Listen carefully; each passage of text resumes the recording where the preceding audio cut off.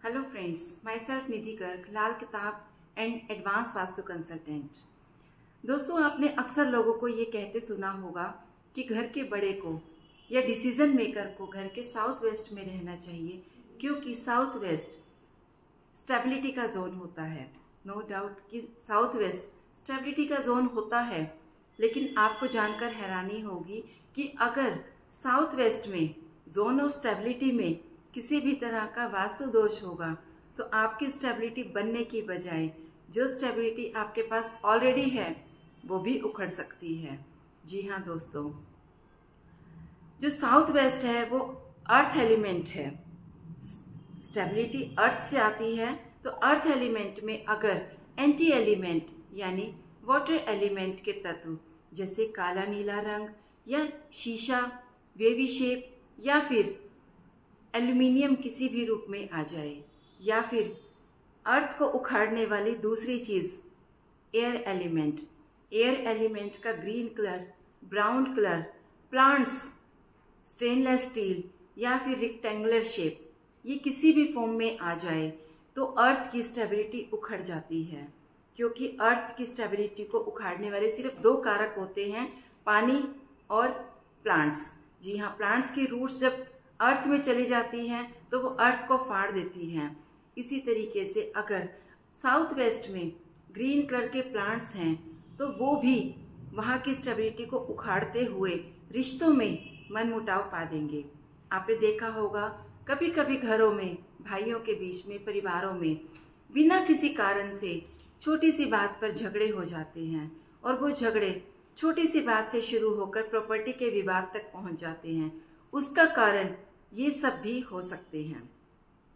इस बात में कोई शक नहीं कि घर के बड़े को साउथ वेस्ट में रहना चाहिए, लेकिन प्रचलित वास्तु जो कि पुराना वास्तु चलता है वो 8 दिशाओं पर काम करता है, लेकिन जो एडवांस वास्तु है वो 16 डायरेक्शंस पर काम करता है। 16 डायरेक्शंस में साउथ वेस्ट के साथ में SSW और WSW भी आती हैं, लेकिन प्रचलित वास्तु में इन दोनों जोन्स को भी साउथ वेस्ट में ही कंसीडर करके उस पूरे जोन में ही बेडरूम बनाने के लिए बोल दिया जाता है।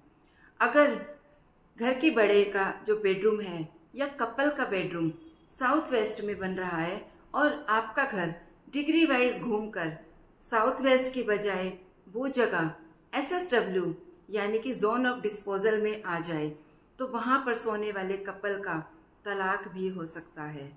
जी हाँ दोस्तों, न सिर्फ बेडरूम, अगर उस जोन में सिर्फ और सिर्फ कपल की फोटोग्राफ भी लगी हुई है तब भी उनके रिश्ते आपस में उखड़ सकते हैं।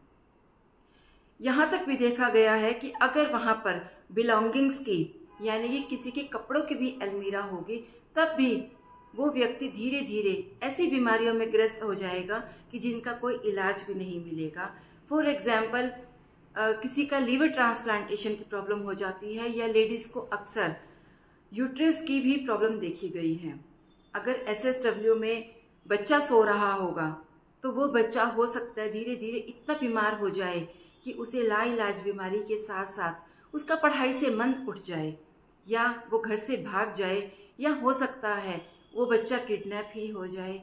जी हाँ दोस्तों, एक केस स्टडी में देखा गया था कि बच्चा साउथ वेस्ट में ना सो नहीं रहा था, सिर्फ उसकी फोटोग्राफ और उसके टॉयज वहां पर रखे थे।